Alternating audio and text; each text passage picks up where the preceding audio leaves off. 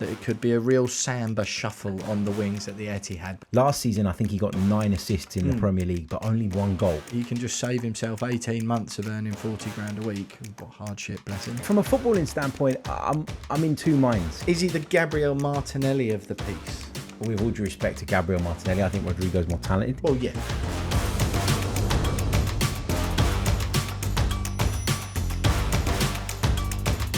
Hello and welcome to Transfers Exposed. I'm Will Pugh. That right next to me is football broadcaster Harry Symeou. Harry, great to have you back in the studio with us, mate. Thank God. Great to be here with you, mate. And this is, of course, your exclusive press pass to all the hottest transfer stories straight from the Sunsport newsroom. Absolutely, mate. And we are here every Tuesday. And now Tactics Exposed is back on Thursdays. That Thursday slot has been moved to Fridays, but we're still with you twice a week until the transfer window slams shut on September the 1st, breaking down all the facts and figures in the biggest deals of the transfer window.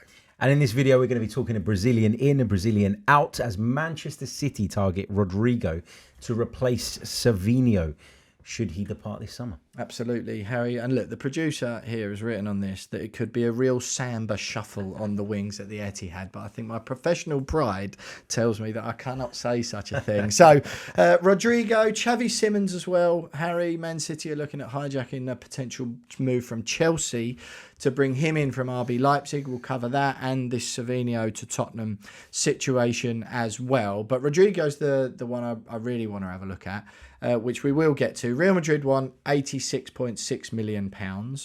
Arsenal, your team, your beloved Gunners, have also been linked quite heavily for quite some time. To be fair, it's one of those situations, a bit like the Donnarumma at PSG thing. When it first came out, the sense among reporters and the sort of football industry and those close to the game was like, yeah, he's not actually going to leave. He just wants a new deal. So it's one of those sort of load of posturing. He signs a new contract and we forget all about it. He's 24. As the window rumbles on, the suggestion seems to be, actually, no, if someone coughs up the money here, which is kind of always the case, but that perhaps there is like a deal to be done. First of all, we'll look at the Man City bit first. What do you make of that? But the sense very much being that it would only come off if Savinho leaves, which Pep Guardiola doesn't want. But if he does, he would have to find a replacement, and that Rodrygo would be kind of like a dream replacement for Pep. Yeah, I think the Savinho element of this is really interesting because he came in and there was high expectations around him. He'd had a really good season at Girona the year before where he'd scored goals, where he'd created goals. Last season, I think he got 9 assists in the Premier League, but only 1 goal. Yeah. And so you could argue that the Savinho deal has been a little bit underwhelming. It hasn't quite worked out as City would have liked. 3 goals in all comps and 13 assists in all comps. That was across 48 appearances in all competitions. So it's not great, but you talk to City fans and they quite like him. And I think there's very much a sense, certainly Pep shares that, don't you?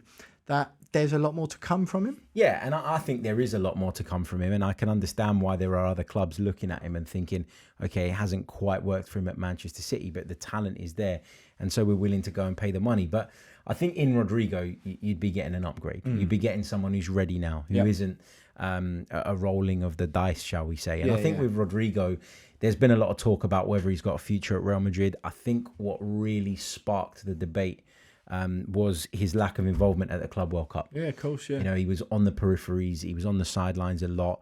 Xabi Alonso maybe doesn't value what Rodrygo brings to the table as much as Carlo Ancelotti did. Which is what would you say that is? I think Rodrygo's the one that does, or in that Real Madrid team anyway. Now, I think if he goes elsewhere, he can be the star. Yeah. He can be the guy that you play through, that you build up through. I think at Real Madrid, you had Vinicius there, you had Mbappe come in, you had Jude Bellingham there as well, sort of getting into those attacking positions. And I think Carlo Ancelotti saw Rodrygo as the balancing act. Yeah. The guy that would facilitate those guys, that would allow them to go and play their game while giving him a bit more of the defensive work rate and the defensive awareness. And he just evened the thing out for him a little bit more. Is he also, as we've got you in and you're a gooner, is he the Gabriel Martinelli of the piece? Maybe in some ways. I think he's, with all due respect to Gabriel Martinelli, I think Rodrygo's more talented. Well, yeah. I think Rodrygo's got a higher ceiling. I think Rodrygo is more of a match winner. Yeah. But Gabriel Martinelli, the positive about him is that He works incredibly hard, exactly, and yeah. defensively, he's always switched on. Yeah.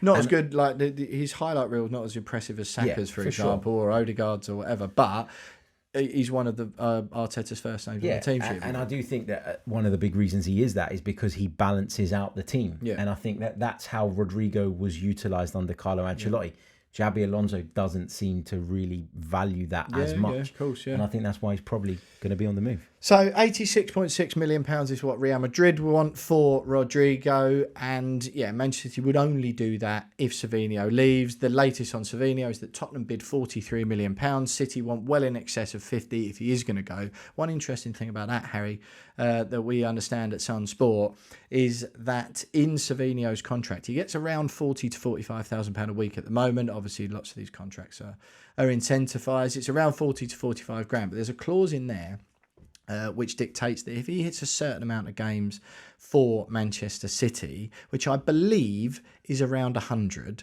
that his wage is as good as double. Okay. Now, his sense is that this season he is going to struggle for game time. I say, last season, like a decent amount of 48 appearances in all competitions. Man City have got loads of games to play again this season.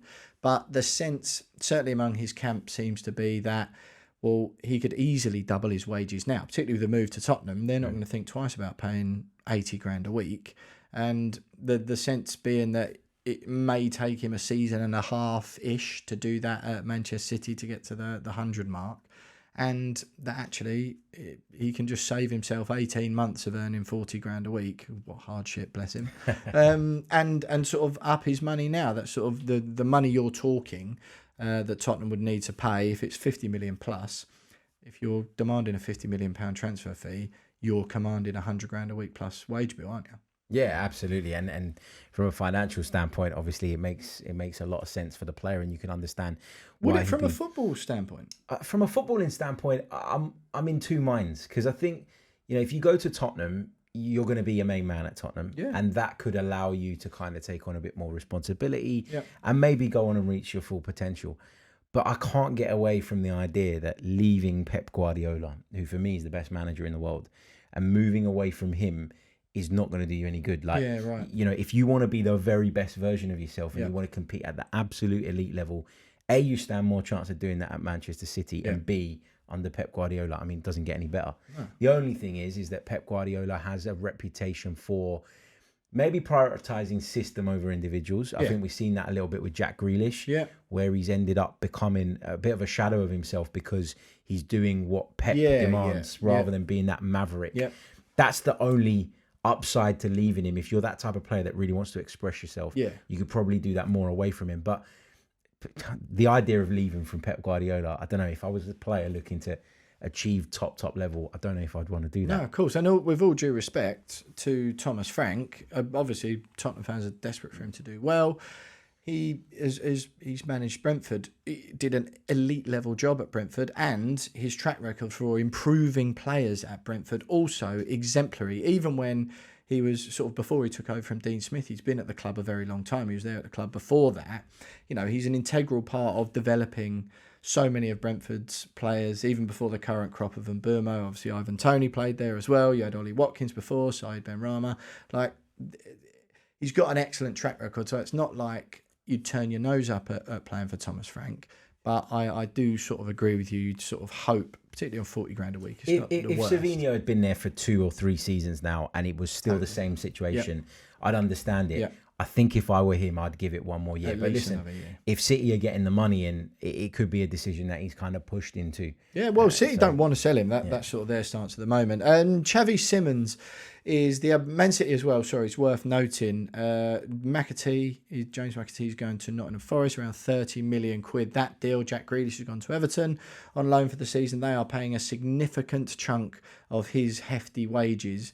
Grealish has spoken quite positively, as you'd expect, about why he wanted to go to Everton, play under David Moyes and the new stadium and what an exciting project it is. A lot more of that was because Everton were willing to pay the most wage or more of his wages than any of his other suitors. There's also the story floating around, Harry, as well, that City are open to hijacking Chelsea's move for Xavi Simons. We reported that really early here on Transfers Exposed, that those talks had taken place between Chelsea and Xavi Simons' camp. The Blues like that deal. They also very much like Alejandro Garnacho as well. That seems like that's getting closer. Garnacho wants that move. United want to sell him. Chelsea are kind of, or were, in a very comfortable position in as much as they kind of know personal terms have all but been agreed with Xavi Simons and his camp. The same thing with Garnacho. Xavi Simons would like a move to the Premier League, but he's very versatile. But now City have come in. Probably makes Chelsea panic a little bit on the Xavi Simons front. But what do you do? Or do you think that move makes sense to City or Chelsea? And if you were him, I suppose, where would you be? I think he's got so much about him in terms of quality that I think, he'd fancy himself to go and succeed at either one of those two clubs. I think, again, people keep talking about the Chelsea project. I do think that when you're a player that goes there, it could potentially be massive for you and great. But there's also that question mark of, are you going to get lost in the squad? Pep Guardiola tends to use a smaller group of players, and for that reason, Xavi Simons might figure, again, going back to that Pep point, I'm going to go to the best coach in the world, and I'm going to learn and I'm going to develop. And he feels a very Pep type player for me, right? More than an Enzo Maresca one. Why so? Just his versatility. Just his versatility. He reminds me of, like, if I had to pick him up and place him in a team in history, I'd go back to one of those great Barcelona teams, in terms of his style, the pockets he likes to, likes to occupy certain spaces, half spaces, all of that stuff. So that's where he kind of fits. And so my mind goes to say him and Pep would be a really good combination. But listen, Chelsea will be up there again this season. I think Chelsea are going to improve. I think they showed at the Club World Cup that they're growing up, that they're developing. They've still got a few gaps in their squad, so I would maybe look at that and be a little bit wary, maybe, if I was making the decision between City and Chelsea. But Chelsea have got Chelsea got some gaps in their squad that would make me 47 think, players with still gaps in their squad. It's crazy, isn't it? But I think I'd look at City with the business that they've done, not just this summer, but also last January. And I'd say they're in a position to go now again. Whereas Chelsea, I think there's still a bit of jeopardy around whether or not they will be concrete title challengers. It's funny though, isn't it? Because obviously Pep does like Savinho, wants him to stay. You do sense that Simons would actually be a bit of an upgrade on Savinho if they were to do that deal. Personal terms, as I said already, have sort of set to been agreed as far as Simons goes. Man City will have no problem matching those, of course. He's got 2 years left on his Leipzig deal, around 60 million quid. There's some discrepancies around whether or not he's got a release clause in his contract or not. There's no real certainty around that at the moment. There's been suggestions either way. It feels like the initial sense was that it would cost around 60 million quid to get him out of Leipzig. That, again, as we've seen a lot this summer, may start to increase now that City's interest has also been made public. But Chelsea have spoken to Leipzig about potentially doing a swap deal, which would see Nkunku go back to Leipzig where he came from. He was very unlucky with the injury, to be fair, but it just hasn't really happened for him at Chelsea. Big wages again. They'd be happy to get those off the books. Garnacho, United's initial valuation was 60 million quid, sort of based on the time he's got left on his contract. Again, the public nature of his situation, the fallout with Amorim, training in an isolated fashion compared to the rest of the squad, you sense has devalued him a bit. Clubs are also aware that he represents pure profit from a PSR point of view for Manchester United. Therefore, if they get 40 million for him, that tends to be the lowest United would go. They're going to push for as much as they can, obviously, as the window goes on. But if you're Chelsea then, and you're looking at those two situations, assuming, I think the sense was that Leipzig weren't they interested in the Nkunku swap.